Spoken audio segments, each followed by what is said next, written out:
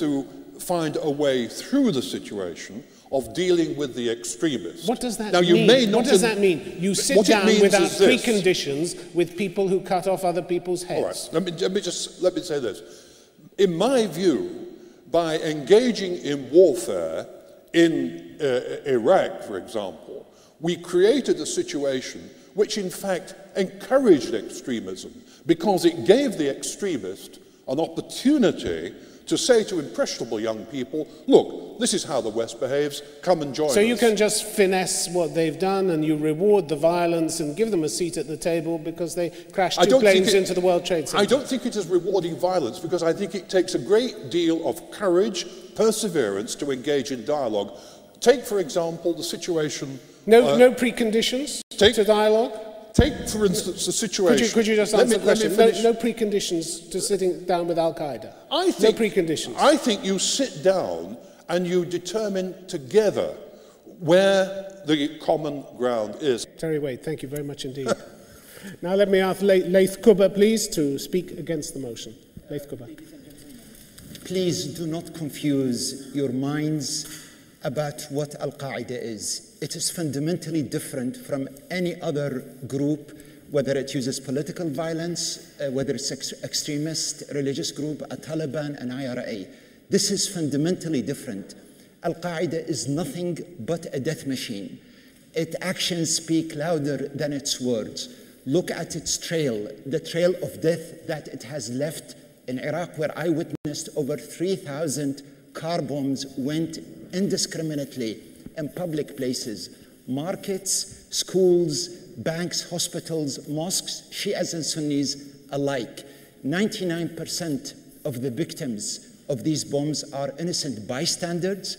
99% of Al-Qaeda victims all over the world happen to be Muslim. The fact that they use a twisted ideology, a twisted theology, simplistic ideology to appeal to the frustration of the youth in Muslim country is nothing but will make that more of a dangerous machine. Any attempt to lend them an air of legitimacy or space to grow by talking to them will certainly bring harm and will not bring any good. Normally with any group that is terrorist, labeled terrorist, or uses violence, it has a local specific agenda and it wants to engage or achieve some goals. The goals of Al-Qaeda are totally unachievable. They want to annihilate anybody who is on their way, our way, or hell way, and they have demonstrated that. What we've begun to see of Al-Qaeda is nothing but the beginning of the destruction. They are nothing other than a cancer cell that looks like a human cell, but spreads to one end alone to cause death.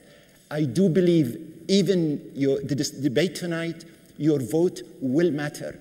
I strongly urge you to take responsibility and vote against it, and wherever you get a chance to expose them for what they really are, nothing but a death machine.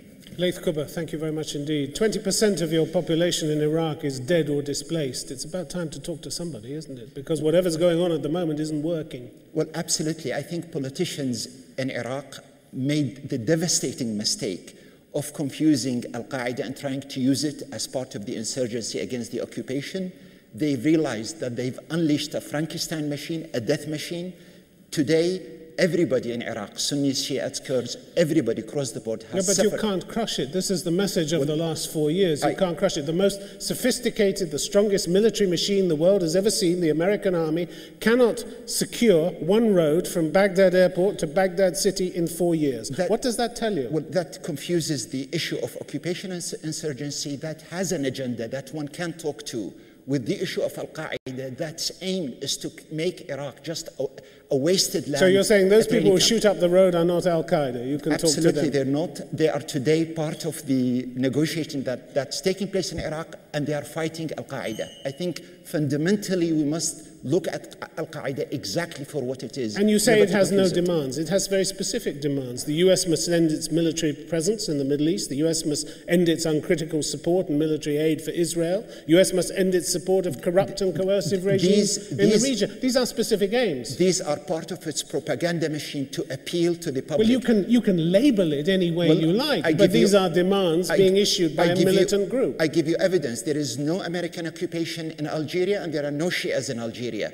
Yet there are bombings. Over 100,000 people died during the civil war that is unleashed there, part of the same ideology. You'll see bombing in Indonesia, you'll see bombing in Morocco, you'll see bombing in every Muslim country today in Pakistan. But you call Al-Qaeda a death machine. You have nothing to offer then. If you rule out negotiating, you have nothing to offer except more death, more destruction. There is nothing to negotiate with there. It's an illusion. Laith Kubba, thank you very much indeed. Asad Durrani, could I ask you please to speak for the motion? Yes, certainly.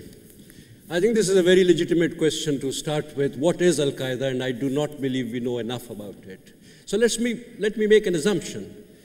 It is an organization which has worldwide presence. It can reach out and carry out spectacular acts around the globe. It has an ideology, and some people believe in that. They believe in that to the extent that they are prepared to make